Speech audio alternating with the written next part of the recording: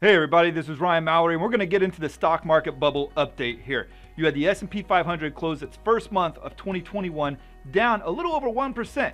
You had the Nasdaq flat on the month, and you had the Russell rocketing about 4% higher. So, in total, you had your small caps rallying, you had your large caps selling off, and you had your tech just like, whatever. So that was basically how the month went. This is eerily similar to what we saw last January when the market sold off. But not only did it sell off in January, but it also sold off February and March. You go back to 2018, we actually had an incredible January, but we had a hellacious February. So it's going to be interesting to see here whether we see some of this early weakness like what we saw in 2018 and 2020 move into 2021 as well. Look, I get what all of this is about right now with the stock market. All the talk, it's centered around Wall Street bets. Centered around Gamestop going to moon and colonizing Mars. It's about AMC, Blackberry, Nokia. And now you have Dogecoin. I'm not even sure if I'm saying it right. Doge, I think it's Doggy. We'll go with Doggy, okay? But look, all this stuff, it's fun. You're sticking it to the man. You're sticking it to these hedge funds. And I hope you guys succeed. I hope it keeps going higher and higher and higher, and you guys make all the money that you could ever imagine for. But I know the reality of it too. GME, while it's making you guys some money now, it's not going to stay that way forever. That's just the reality of it. It doesn't matter. Look, if you had Apple make that kind of a move, it couldn't stay that high forever. Okay, so at some point, there's going to be a reckoning. There's going to be a lot of people that sell. Some will get rich, but there's going to be a lot of people bag holding. And that's where a lot of people are going to take on a lot of pain and a lot of losses. And you don't want to be one of those. So don't be the bag holder. Now, here's the thing that a lot of people will do. It's going to skyrocket like it already has. Maybe it goes even higher than where it's currently at. Maybe it goes to 1,000. Who knows? Maybe it actually goes to the moon. Nonetheless, it's going to come back out of orbit and it's going to fall back down to Earth. Now, what a lot of people will start doing that didn't get out at the top or they got in too high, they're going to start doubling down. Then when it doubling down doesn't work, they'll start tripling down and then quadrupling down. Before you know it, everything that they got, if they haven't already put it in there already, is going to be taking heavy, heavy, heavy losses. And at some point, GameStop will come back to its real intrinsic value. And you don't want to be holding it still when that happens. Now, let's look at Dogecoin here, assuming that I'm actually saying it right. I know that there's a lot of hype and a lot of hopes that it can do something like what we saw with GameStop. The reality is, maybe it still keeps going higher, but it's going to be very, very difficult to manage the risk. Looking at this daily chart here, there's really no way to get in at a solid entry price. The only place that you could have really gotten in with a decent entry price would be 1 cent of Dogecoin. Now, you have a nice base, it broke out, but if you didn't get in then, you're really just chasing it thereafter. You had a bull flag back in January, but guess what? It didn't confirm with a break through it. It gapped through that bull flag, and it gapped so far that it's pretty much already colonizing Mars. So you don't want to be chasing it at this point, because like GameStop, this thing is eventually going to come back down to reality. And here's the other thing about all the hype surrounding all these stocks, from Dogecoin to GameStop to AMC, Blackberry, etc. The easy money has been made. Okay, the easy money was last week, the week before. That was where the easy money was.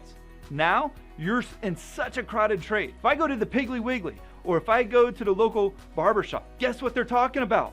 They're talking about these stocks. Everybody is in them that is on the Robinhood app. It's a very, very crowded trade. And what that means is then, once they fail to hold the line like we're talking about, it's going to be a tsunami of sell orders. Wall Street knows that. Everybody knows that. So you got to manage the risk. It doesn't hurt taking profits along the way. Most people don't like it because they start thinking about the money that they could have had if they didn't take profits along the way. And that's what gets you into trouble oftentimes as a trader. Now, the other thing is you need to know the line in the sand. Where are you willing to let it fall to before you just go ahead and cut your losses or take your profits home? That's another question that you got to be asking yourself, because these are very, very difficult stocks to manage the risk. There's no clear support areas near price that gives you a solid grounding when it comes to risk and reward, whether you're in the trade or looking to get into the trade. And before I get into the charts, make sure to click the join button below and check out my YouTube membership channel here. What this is going to provide you with is throughout the week, not just these videos, but throughout the week, you're going to get all the updates on the market indices like the S&P 500, the Nasdaq, and the Russell 2000. On top of that, my membership will also give you updates on all the FANG stocks: Facebook, Apple, Amazon, Netflix, Google, Microsoft, Tesla. And you're also going to get my updated watch lists each and every week and all my daily trade setups, as well as the most intriguing charts that I find each and every day. So make sure to click the join button below and be part of the group. Now, about the charts here. Let's dig into them right now. Let's look at the hourly chart here, because that trend line that I outlined in the previous update, it's broken now. We traded below it and we closed below it. So that channel is broken. Now that we've broken it on the hourly, how far might we fall on the daily chart?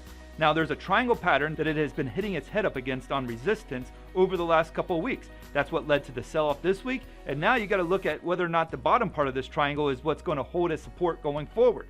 This is what we're watching for next week. This is what you need to be watching for.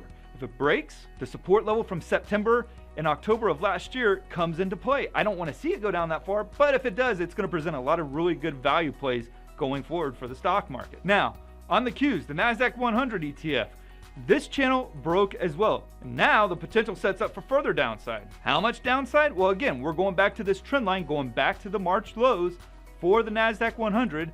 This needs to hold. If this breaks, once again, you have the support level coming off of the September, October lows of last year that will be coming into play. If this happens, then your stocks like Apple, Microsoft, Netflix, Google, Amazon, Microsoft, they're all going to be taking hits, likely Tesla as well. Now, I've mentioned before, IWM has been one of the most parabolic charts of the last few months.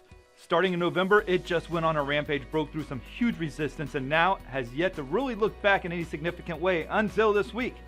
This week, it broke below the rising channel. This was a very, very steep channel. It wasn't a sustainable channel, and now we've broken below it. It's below the 20-day moving average, it's below the 5 and the 10-day moving averages as well. When it comes to shorting one of these indices, the IWM probably sets up as the best risk reward in my opinion. You have a lot of volume flowing in here. The only concern that I have is that it's down 5 days in a row. You're oversold at this point, and oftentimes it sets up for a dead cat bounce. So what I usually like to do is not so much try to get in on that initial leg down. Because right now, let's say it repeats what it did this past week and sells off another 5 days and sells off by about the same amount. Well then, if you put a stop loss above the highs and you're getting short at the current price, then you're only looking at it like a 1-to-1 reward to risk on the return. So what's better is to maybe see whether or not, okay, if it sells off a little bit more next week and then it starts to bounce back up, then you can get in at maybe a higher price as a short setup, put the stop loss at the all-time highs, and then try to ride it back down lower and break the previous lows in the process. So sometimes it's not the best idea, even though it's starting to break down right here, it's not the best idea after it's been down for 5 days in a row, after it's oversold and the market as a whole is oversold, to be getting short at these levels. You want to see a little bit of a relief bounce first. Now the VIX index, which is your volatility measurement on the overall market, is one of the most interesting charts out there right now, because if it can cross over 40 after having a huge week this past week, it's currently sitting at 33, it sets up for some more upside in a very explosive manner. So you want to keep an eye out for that. And then you have the T2108, which measures the percentages of stocks trading above their 40-day moving average. For the past few weeks, this thing has been in a bearish divergence, meaning while the market was going higher, this thing was actually starting to drift lower some.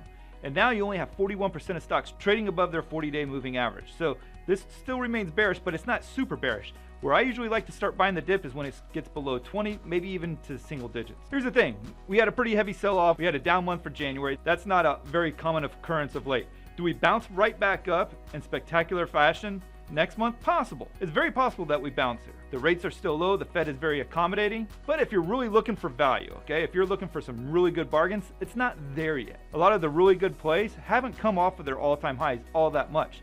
So while there may be some discounts here and there, there's not a lot of them out there right now. So I really think that it's better that you wait for the market to keep pulling back some here if it'll afford that to us. If not, then you just start going back to some of the breakout plays, some bounces off of some short-term trend lines, etc. So if you like this video, make sure to like and subscribe. It really helps me out if you like it, and you can hit that subscribe button. With it, you'll be notified whenever I post a new video. I do these market updates about every week, so make sure to hit subscribe so that you get to know when I do them and that you can be notified so you're one of the first people to find out. Down in the comments below, let me hear how the week went for you. Are you guys still trading these Gamestop stock? Are you still trading Blackberry or AMC? Or have you kind of moved on to some other place here? I want to hear all about it.